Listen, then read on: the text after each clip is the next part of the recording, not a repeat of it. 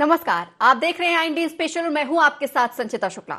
घुटना तोड़ सियासत, जी हां, मध्य प्रदेश की सियासत में एक बार फिर से बयानों की राजनीति देखने को मिल रही है।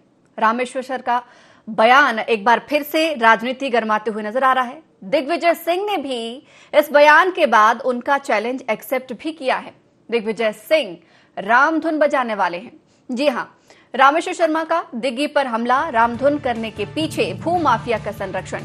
बीजेपी विधायक रामेश्वर शर्मा के बयान पर सियासत गरमाई है। रामेश्वर शर्मा के बयान पर दिग्विजय सिंह ने चैलेंज भी किया है। दिग्गी बोले, ताकत हो तो मेरे घुटने तोड़ दे, हिंसा का जवाब अहिंसा से दूंगा। कौन सा नियम और कानून है कि घुटना तोड़ देंगे? बीजेपी विधायक रामेश्वर शर्मा दिग्विजय सिंह पर भड़कते हुए नजर आए थे और उन्होंने कहा कि रामधुन करने के पीछे भू माफिया का संरक्षण है। दिग्विजय सिंह पहले ये बताएं कि इसरार खान कौन है। इसरार खान शासकीय जमीन पर अवैध कब्जा किए हुए है, उसे बचाने के लिए दिग्विजय सिंह रामधुन कर रहे हैं। कांग्रेस नेता इसरार खान को दिग्विजय सिंह बचाने की कोशिश कर रहे हैं। बीजेपी विधायक रामेश्वर शर्मा का वीडियो भी सामने आया था। आपको बता दें कि उन्होंने कहा था कि कांग्रेसियों के घुटने तोड़ देंगे। इसके बाद से ही वीडियो वायरल हुआ और सियासत बीजेपी कांग्रेस में एक बार फिर से गरमाती हुई नजर आई, जिसको लेकर अब दिग्विजय सिंह ने भी रामेश्वर शर्मा को चैलेंज किया है।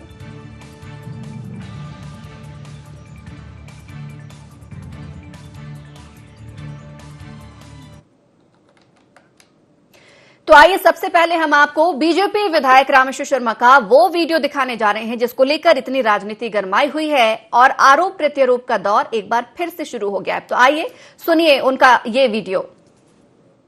तो ख्याल रखना पड़ेगा और इसलिए मेहरबानी करो, थोड़ी शांति रखो और यहाँ नेतागिरी नहीं करना। दिग्विजय सिंह आया था, कुछ करके गया है और खड़े हो भी मत जाना। हाँ, कांग्रेस का आदमी इधर आए तो घुटने तोड़ दो।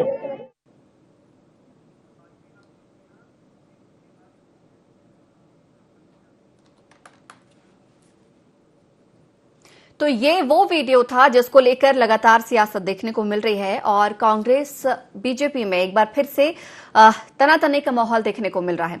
अब आइए एक बार फिर से आपको सुनाएंगे इस वीडियो वायरल होने के बाद रामेश्वर शर्मा का क्या कुछ कहना रहा और दिग्विजय सिंह ने क्या कुछ कहा। कैसे तोड़ दोगे?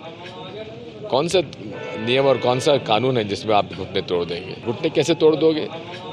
कौन सा नियम और कौन सा कानून है जिसमें आप घुटने तोड़ देंगे? लेकिन सिर्फ रामधुन करने आ रहा है तो स्वागत है, लेकिन रामधुन के पीछे आखिर क्या वजह क्या है कि दिग्विजय सिंह जी रामधुन करने का आ क्यों रहे हैं? तो उसके पीछे की वजह है कि दिग्विजय सिंह जी ये बताए कि इसरार खान कौन है। वो इसरार खान कौन है? जो भूमाफिया है, जो कलखेड़ा का सरपंच था। कलखेड़ा में इतने 7-8 एकड़ सरकारी जमीन को दान पत्र के आधार पर बेच दी और मध्य प्रदेश सरकार ने कार्रवाई करके उसके द्वारा जो अवैध प्लाटिंग भूमाफिया बनकर जो दान पत्रों में बेची थी उसके खिलाफ आपराधिक प्रकरण दर्ज हुए। 4 महीने वो जेल रहा, हाई कोर्ट से जमानत पर है। दिग्विजय सिंह जी 2 बार उसके घर गए और वहां पर उन्होंने छाती पीटना शुरू किया, हमारे खिलाफ अनर्गल बोला और उस शासकीय रेट में आज की तारीख में 20 करोड़ रुपए की प्रॉपर्टी है। तो दिग्विजय सिंह जी, आप अगर रामधुन भी कर रहे हो तो असली अपराधी इसरार खान को बचाने के लिए रामधुन कर रहे। तो बयानों का दौर एक बार फिर से शुरू हो गया है। बयानों की राजनीति और सियासत भी मध्य प्रदेश में देखने को मिल रही है। रामेश्वर शर्मा के इस बयान के बाद से ही लगातार कांग्रेस भी बीजेपी पर हमलावर होती हुई नजर आ रही है। हालांकि बीजेपी भी जवाब देने में पीछे नहीं चूक रही है। इस खबर पर और ज्यादा चर्चा के लिए, जानकारी के लिए हमारे साथ हमारे सहयोगी आमिर खान फोन लाइन पर जुड़ गए हैं। आमिर, एक बार फिर से बयानों का दौर यहां पर शुरू हो गया है और राजनीति देखने को मिल रही है। जिस तरीके से घुटना तोड़ वीडियो वायरल हुआ और अब रामधुन की भी बात की जा रही है। देखिए, जिस तरह से पहले विधायक रामेश्वर शर्मा का एक वीडियो सामने आया था जिसमें हुजूर विधानसभा क्षेत्र के कलखेड़ा में वो सभा को संबोधित कर रहे थे, उस दौरान उन्होंने पूर्व मुख्यमंत्री दिग्विजय सिंह को लेकर टिप्पणी की और कहा कि अगर कलखेड़ा क्षेत्र में कोई कांग्रेसी दिखे तो उसके घुटने तोड़ दो। तो जब ये बयान सामने आया उसके बाद मध्य प्रदेश में सियासत गरमाई। कांग्रेसियों के तमाम बयान सामने आए कि बीजेपी इस तरह से हिंसावादी टिप्पणी करती है, हिंसा का साथ देती है और घुटने तोड़ने जैसे बयान जो है बीजेपी के विधायक रामेश्वर शर्मा दे रहे हैं। तो वहीं दिग्विजय सिंह ने खुद ट्वीट करके कहा कि वो 24 तारीख को उनके घर जाएंगे, रामधुन गाते हुए जाएंगे, और क्योंकि मैं गांधीवादी हूं और गांधीवादी तरीके से जो है उनके घर पर जाऊंगा, उनको घुटने तोड़ना है तो वो घुटने तोड़ कर दिखाएं। ऐसे बयान अब दिखाई दे रहे हैं। जब सियासत गरमाई बयानों को लेकर तो फिर रामेश्वर शर्मा का बयान सामने आया है। उन्होंने पूर्व मुख्यमंत्री दिग्विजय सिंह पर भूमाफिया को संरक्षण करने के आरोप लगाए। उन्होंने कहा कि कलखेड़ा का जो सरपंच है इसरार, उसको दिग्विजय सिंह संरक्षण दे रहे हैं। इसरार नाम के युवक ने 20 करोड़ से ज्यादा की जमीन को, सरकारी संपत्ति को बेच दिया। हालांकि पुलिस में भी केस गया था, जेल होकर आए हैं, लेकिन दिग्विजय सिंह जब उनसे मिलने पहुंचे हैं 2 बार, तो उसके बाद ही सब सियासत देखने को मिल रही है। लेकिन ये जरूर है कि पूर्व मुख्यमंत्री दिग्विजय सिंह ने ये ट्वीट करके कहा है कि वो रामधुन गाते हुए 24 नवंबर को रामेश्वर शर्मा के घर जाएंगे। रामेश्वर शर्मा का भी कहना है कि रामधुन गाते हुए आएंगे तो उनका स्वागत है, लेकिन अगर उसके अलावा वो कुछ और करते हैं तो फिर दूसरी प्रतिक्रिया देखने को मिलेगी। ऐसे तमाम देखने को मिल रहा है। बीजेपी के वरिष्ठ तमाम नेता हों, मंत्री हों, वो भी ट्वीट कर करके दिग्विजय सिंह पर पलटवार कर रहे हैं कि हमेशा भगवान राम को लेकर सवाल खड़े करने वाले, आतंकवादियों को समर्थन देने वाले दिग्विजय सिंह अब रामधुन पर आ रहे हैं। तो ये अच्छी बात है कि वो रामधुन तो गा रहे हैं किसी बहाने से, लेकिन ये जरूर है जब से रामेश्वर शर्मा का यह बयान सामने आया है कांग्रेसियों के घुटने तोड़ने का, उस पर अब सियासत गरमाती हुई नजर आ रही है और आरोप प्रत्यारोप का दौर एक बार फिर से दिखाई देने लगा है। और अब पूर्व मुख्यमंत्री दिग्विजय सिंह पर भूमाफियाओं के संरक्षण देने का भी आरोप रामेश्वर शर्मा ने लगाया है। उनका यही कहना है कि जो सरपंच है वो बताए दिग्विजय सिंह के उनसे क्या रिश्ते हैं, क्यों उसकी बात का उनका इतना बुरा उनको लग रहा है कि वो अब रामधुन गाते हुए यहाँ आएंगे। वो विरोध मेरे बयान का नहीं बल्कि संरक्षण भूमाफिया इसरार नाम के व्यक्ति का कर रहा है, उसको बचाने के लिए दिग्विजय सिंह लगे हुए हैं। जी बिल्कुल आमिर, कहीं ना कहीं देखा जाए यहाँ पर राजनीति ज्यादा गर्माती हुई नजर आ रही है। हालांकि इंतजार रहेगा 24 नवंबर को कि क्या कुछ और यहाँ पर राजनीति में नई देखने को चीजें मिलती है। आमिर, बहुत बहुत धन्यवाद हमारे साथ जुड़ने के लिए, इस खबर पर चर्चा करने के लिए। और आइए सीधे इस चर्चा को आगे बढ़ाएंगे। हमारे साथ मेहमान भी जुड़ गए हैं। हमारे साथ राजपाल सिंह सिसोदिया, प्रवक्ता बीजेपी से हैं, साथ ही योगेश यादव जी, प्रवक्ता कांग्रेस से हैं। आप दोनों मेहमानों का स्वागत है। राजपाल जी, जिस तरीके से यहाँ पर पहले एक वीडियो वायरल हुआ था, उसके बाद दिग्विजय सिंह का भी यहाँ पर कहा है, और क्या कह रहे हैं, दिग्विजय सिंह भी कह रहे हैं कि वो 24 घंटे के लिए रामधुन बजाएंगे और पहुंचेंगे वहां पर रामेश्वर शर्मा के घर। देखिए, भारतीय जनता पार्टी का वैचारिक अनुष्ठान आज सिद्ध हुआ है, ये हम कह सकते हैं।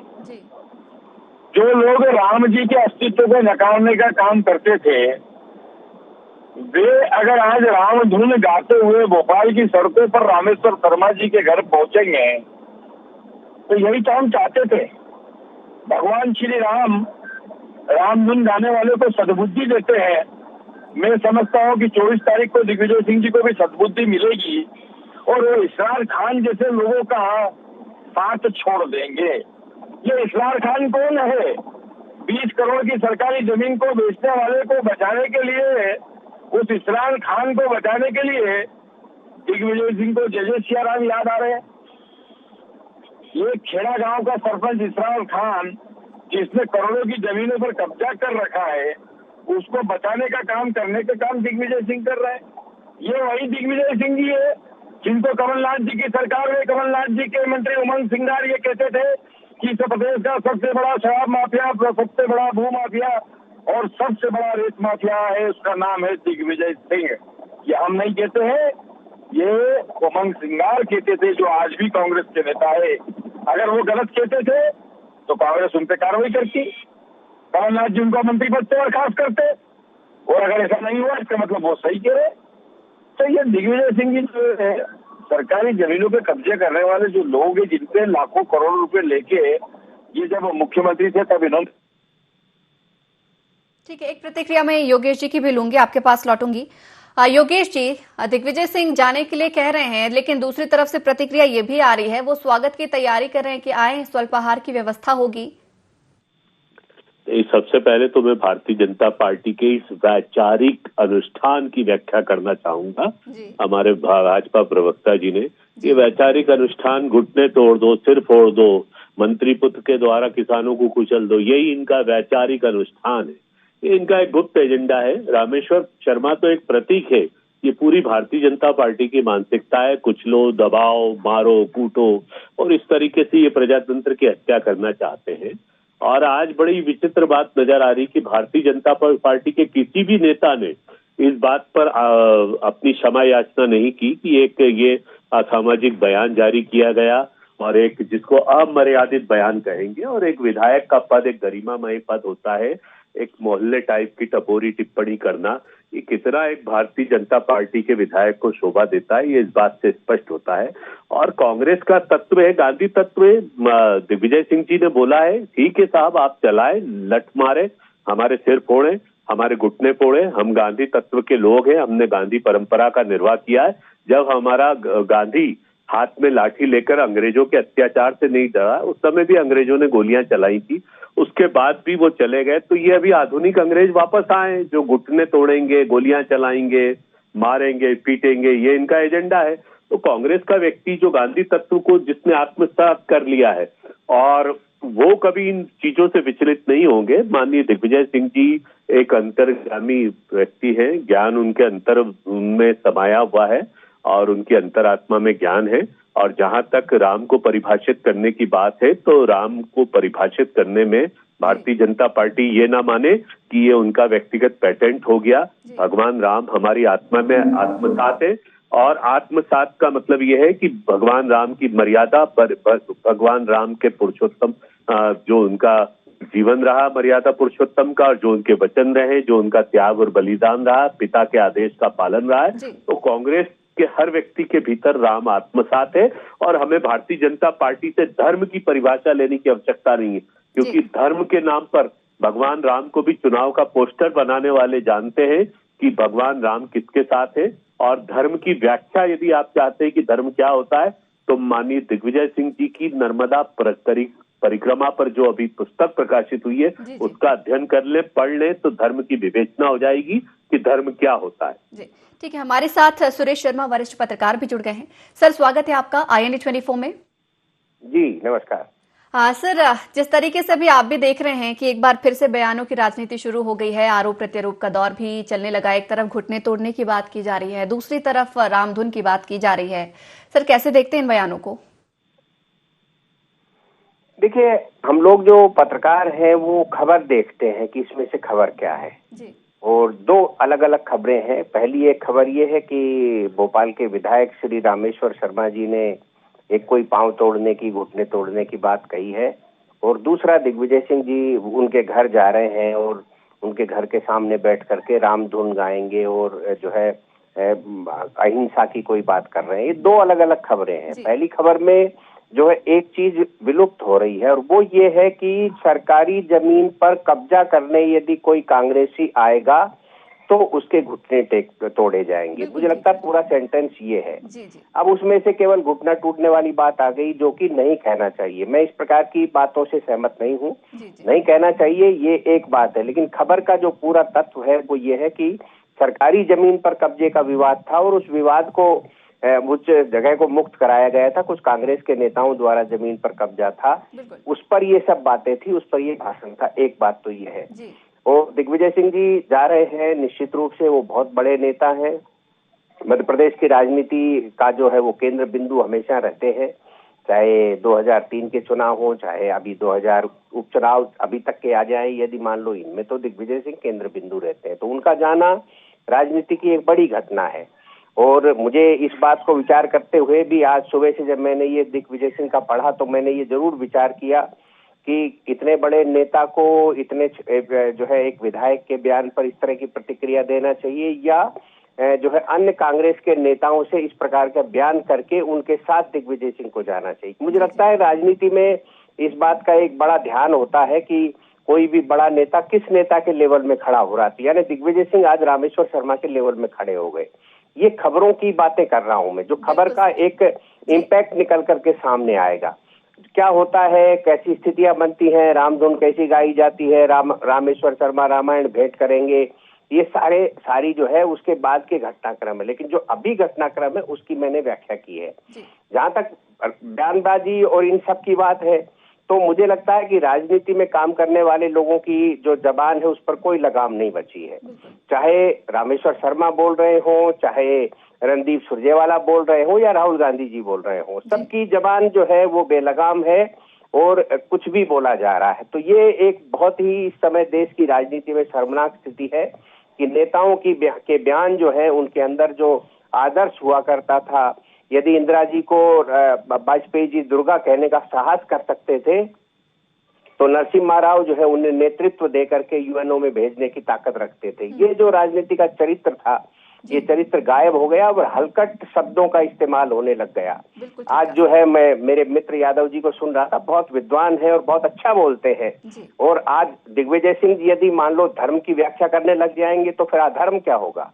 जो दिग्विजय सिंह हिंदू धर्म के खिलाफ सवेरे से शाम तक पानी पी कर बोलते हैं, वो यदि एक नर्मदा यात्रा के बाद उनके किताब लिखने वाले शंकराचार्य जी तो बन नहीं गए कि उन्होंने वो धर्म की व्याख्या करेंगे, और दिग्विजय सिंह यदि हिंदू धर्म की व्याख्या करेंगे तो बहुत दुर्भाग्यपूर्ण दिन आ गए हैं। मैं ये कहने में मुझे संकोच नहीं है, लेकिन इस सब के बावजूद भी मैं अपनी चिंता प्रकट करता हूँ कि राजनीति में जो भाषा का स्तर है वो बिल्कुल रहना चाहिए। रामेश्वर शर्मा जी को भी अपनी जबान को नियंत्रित करना चाहिए। उन्हें इस बात का ध्यान रखना चाहिए कि हिंदुत्व पर बोल करके तो उन्हें वोट मिल सकते हैं, लेकिन यदि उनकी जबान जो है बिलो द बेल्ट होगी तो उसके राजनीतिक लाभ होंगे, इसकी संभावना मैं तो कम से कम नहीं देखता। राजपाल जी, जिस तरीके से अभी कहा जा रहा था कि वैचारिक अनुष्ठान सफल हो गया, लेकिन कांग्रेस का भी साफ तौर पर इस पर कहना है कि बीजेपी को ये बताने की जरूरत नहीं है, राम तो हमने खुद आत्मसात कर रखे हैं। जी राजपाल जी जुड़े हुए हैं क्या? आवाज आ रही है आप तक? चलिए राजपाल जी को दोबारा से जोड़ने का प्रयास किया जाएगा। योगेश जी हमारे साथ बने हुए हैं। योगेश जी, लेकिन बार बार आरोप ये लग रहा है कि यहाँ पर जो भूमाफिया है उसको संरक्षण देने के लिए ये रामधुन की जा रही है। बीजेपी का ऐसा आरोप है कि इसरार खान कौन है ये कांग्रेस साफ तौर पर जाहिर नहीं कर रही है। देखिए, मैं आपको बता दूं कि जिस समय ये रामेश्वर शर्मा जी ने ये बयान दिया था, वहां इस तरीके का कोई मैटर नहीं था। उन्होंने संपूर्ण कांग्रेसियों को एक तरीके से हुंकार, अपने दम्भ अहंकार का हुंकार दिया था। अब चूंकि वो स्वयं बैकफुट पर आ गए हैं और स्वयं वो जान रहे हैं कि उन्होंने जो एक ये निष्कृष्ट बयान दिया है, तो इसकी साफगोई के लिए कुछ ना कुछ बहाने ढूंढे जा सकते हैं। अब ये नया पिक्चर लेकर आ गए कि वहां पर भू माफिया और उसका कब्जा और इस तरीके की बात, संरक्षण, ना तो दिग्विजय सिंह जी ने इस तरीके के लोगों को कभी संरक्षण दिया है, उनका प्रशासनिक तरीका क्या रहा, कमलनाथ जी की सरकार में प्रशासनिक तौर पर किस तरीके से कार्य किए गए हैं, और ये इस मेन मैटर को टर्न करने की कोशिश की जा रही है। इसमें आदरणीय सुरेश दादा शर्मा साहब ने बहुत अच्छी बात कही कि वास्तव में रामेश्वर शर्मा के लेवल की बात दिग्विजय सिंह जी को नहीं की जानी चाहिए। दिग्विजय सिंह जी वास्तव में उनका कद राष्ट्रीय स्तर के नेता का कद है, और एक विधायक बयान देता है, बचकाना बयान देता है तो प्रतिक्रिया नहीं। लेकिन इससे मैं सुरेश दादा को यही कहना चाहता हूं कि संपूर्ण भारतीय जनता पार्टी की मानसिकता अवगत हो जाती है कि भारतीय जनता पार्टी में किस तरीके से सोचा जाता है। और जैसा हमारे भी प्रवक्ता महोदय कह रहे थे ना कि वैचारिक अनुष्ठान, ये वैचारिक अनुष्ठान इसी तरीके से होता है, तोड़ दो, मार दो, पीट दो, कुचल दो। तो ये पूरी की पूरी एक पार्टी की मानसिकता के खिलाफ हमने गांधी यात्रा और गांधी जी से शुरू करके इस यात्रा को करा। और राम तो इसलिए आत्मसात है कांग्रेस उसको लेकर चलती कि गांधी का जो राम था, उन्होंने कहा है कि सबको सम्मति दे भगवान, रघुपति राघव राजा राम। तो सम्मति ना हो, बुद्धि ना हो, बुद्धि का वो नहीं हो, तो ये वो राम को हम मर्यादा पुरुषोत्तम राम के रूप में लेते हैं, त्यागी और बलिदान के रूप में लेते हैं भगवान राम को, और वही वो स्तूत है। अच्छा, ये सबसे बड़ी बात है, आज भारतीय जनता पार्टी के नेताओं को इस बात की बहुत तकलीफ होने लगी कि कांग्रेस क्यों नाम ले रही है राम का।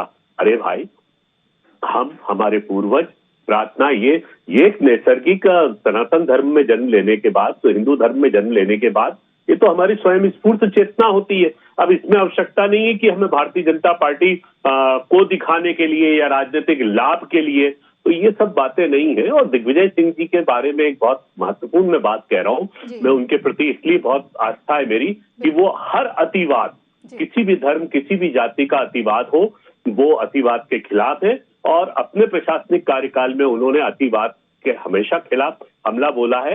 वो एक सुव्यवस्थित सुविचारित चाहते हैं। और शायद मैं सोचता हूं कि रामेश्वर शर्मा जी को उनसे सीख लेना चाहिए कि इतने महान कद का व्यक्ति भी गांधी तत्व को अपनाकर आपके द्वार पर चलकर आने की कोशिश कर रहा है और रामधुन की बात कर रहा है, तो उनको तो सम्मान करना चाहिए दिग्विजय का। लेकिन योगेश जी, जिस तरीके से अभी सुरेश सर ने भी कहा, आपने भी उसको हालांकि माना है, स्वीकार किया है, इसके पहले भी लगातार रामेश्वर शर्मा दिग्विजय सिंह जी पर निशाना साधते रहे हैं। और लेकिन हालांकि दिग्विजय सिंह जी ने हमेशा से चुप्पी साधी रही, उनका जवाब नहीं दिया। लेकिन इस बार क्या ऐसी जरूरत पड़ी कि उनको खुद उनके सामने आके खड़े होना पड़ा? क्योंकि कहीं ना कहीं जो उनके बदले का जवाब है या प्रतिक्रिया है, वो कांग्रेस के अन्य नेता या अन्य वरिष्ठ लोग या कार्यकर्ता कोई भी दे सकता था। लेकिन यहाँ पर एक विधायक के लेवल पर आना, कहीं ना कहीं देखा जाए तो वो खुद अब इस मामले में टूट पड़े हैं और राजनीति को उन्होंने खुद बड़ी एक हवा दी है, कहा यह भी जा रहा है। देखिए, दिग्विजय सिंह जी की यात्रा सिर्फ दिग्विजय सिंह जी की यात्रा नहीं है, संपूर्ण कांग्रेस का प्रतिनिधित्व है। दिग्विजय सिंह हमारे प्रदेश के, देश के एक वरिष्ठतम नेता है। यदि उनकी तरफ से कोई आह्वान किया गया तो संपूर्ण कांग्रेस का अनुगमन है, उसमें संपूर्ण कांग्रेस का प्रतिनिधित्व कर रहे हो। ये बात हर कार्यकर्ता की है।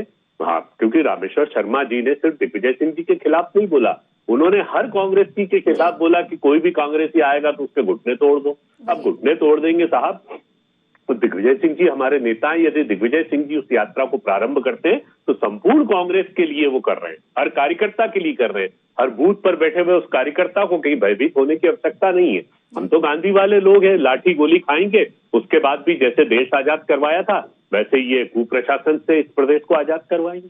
बिल्कुल। सुरेश सर, जिस तरीके से भी आपने बड़े अच्छे से व्याख्यान भी यहाँ पर किया था कि ये दो अलग अलग मुद्दे हैं, और लेकिन कहीं ना कहीं देखा जाए तो अब ये जो मुद्दे हैं एक हो चुके हैं और काफी ज्यादा गरमाते भी नजर आ रहे हैं।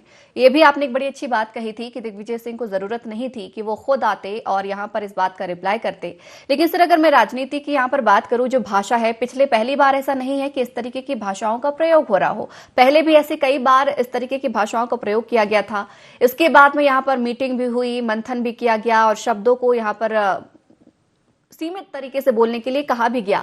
लेकिन उसके बावजूद भी अगर नेता इस तरीके की भाषा का प्रयोग करें और अपनी ही पार्टी की गाइडलाइन को यहाँ पर तय नहीं माने, नहीं करें, तो कहीं ना कहीं देखा जाए सर, आने वाले समय में राजनीति का स्तर हम देख सकते हैं कि और नीचे गिरता जाएगा।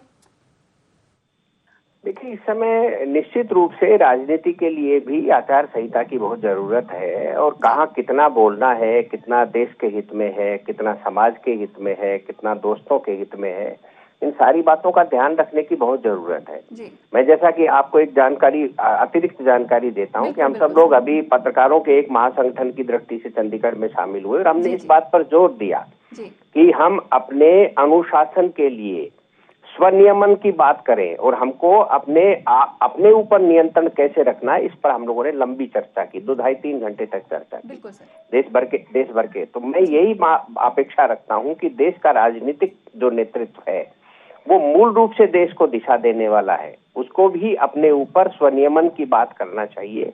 हम ये नहीं कहेंगे कि अब इनको कानून, इनके खिलाफ जो है जेल में डालने के किए जाएं, ये तो सब ठीक है, ये तो कानून वानून तो सब बने रहते हैं, क्योंकि कौन नेता ने किस नेता को जेल में भिजवा दिया जब तक व्यक्तिगत खुंदस नहीं होती है। तो आज आप देखिए कि रोज नेता आरोप लगाता है कि फला भ्रष्टाचार कर गया, फला ने ये गड़बड़ कर दी, लेकिन उसके खिलाफ मुकदमा नहीं आएगा, सत्ता में आने के बाद उनके खिलाफ एक्शन नहीं होगा। सारी बातें, प्रधानमंत्री देश का ये कहता है कि अमुक व्यक्ति ने गड़बड़ कर दी, लेकिन उसके बावजूद भी वो गड़बड़ करने वाला सुरक्षित रहता है, उसके खिलाफ कोई एक्शन नहीं लेता। ये बहुत चिंता की बात है कि भाई आप या तो राजनीति के लिए कर रहे हैं, जनता को गुमराह करने के लिए या जनता के बीच में संदेश देने के लिए फला आदमी भ्रष्ट है, लेकिन आप जब प्रशासनिक मुखिया है, वो राज्यों के मुख्यमंत्रियों के लिए भी लागू होती है ये बात, बड़े नेताओं के लिए भी ये बात लागू होती है कि आपको यदि आरोप लगा रहे हैं तो आप उसको परिणाम तक ले जाइए ना। तो ये परिस्थितियां जो है इस समय निश्चित रूप से राजनीति के गिरावट की, मैं सभी स्तंभों में गिरावट की स्थिति देख रहा हूं, लेकिन चूंकि राजनीतिक चर्चा हो रही है इसलिए मैं ये कह रहा हूं कि राजनीति पर एक बात जरूर, मैं आदरणीय योगेश जी मेरे बहुत अच्छे मित्र हैं, मैं उनका बहुत सम्मान करता हूँ और वो बहुत शालीन है, सबसे बड़ी चीज ये है। जी। उन्होंने ये कहा कि दिग्विजय सिंह जो है वो अति के खिलाफ बोलते हैं, अतिरेक के खिलाफ बोलते हैं, तो वो केवल हिंदू समाज में अतिरेक देखते हैं। मैंने कभी उनका ईसाइयत के अतिरेक पर कोई बयान नहीं सुना। आज देश के आदिवासियों का धर्मांतरण किया जा रहा है, गरीबों का धर्मांतरण किया जा रहा है, लाचारों का धर्मांतरण किया जा रहा है, बौद्धिक परिवर्तन किया जा रहा है, लेकिन दिग्विजय सिंह जी का कभी कोई बयान नहीं आया।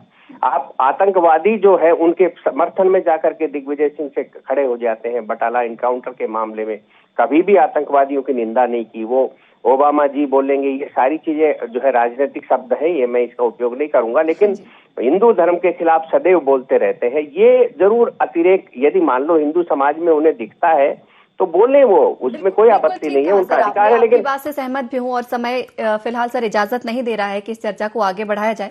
आप दोनों मेहमानों का बहुत बहुत धन्यवाद हमारे साथ जुड़ने के लिए, चर्चा करने के लिए। राज्यपाल जी भी जुड़े थे, उनका भी बहुत धन्यवाद हमारे साथ जुड़ने के लिए। तो एक बार फिर से मध्य प्रदेश की सियासत में राजनीति देखने को मिल रही है। कहीं घुटने टूटने की बात हो रही है तो भूमाफियाओं को संरक्षण देने की बात भी की जा रही है, और कहीं न कहीं देखा जाए तो एक बार फिर कांग्रेस राम को अपना भी बता रही है। मामला था यहां पर दिग्विजय सिंह के एक वायरल वीडियो का, जिसको लेकर खूब बवाल देखने को मिला है। हालांकि यहां पर दिग्विजय सिंह कह रहे हैं साफ तौर पर कि 24 नवंबर को अपने कार्यकर्ताओं, अपने समर्थकों के साथ पहुंचेंगे और राम धुन का 24 घंटे के लिए पाठ करेंगे। हालांकि यहां पर देखा जाए तो रामेश्वर शर्मा ने भी उनका स्वागत किया है और कहा है अगर राम धुन करने के लिए वो आएंगे तो उनका तहे दिल से स्वागत है। हालांकि इंतजार रहेगा 24 नवंबर की राजनीति में क्या कुछ और नया उबाल देखने को मिलता है। तो IND स्पेशल में फिलहाल इतना ही। बने रहिए INA 24 के साथ। नमस्कार।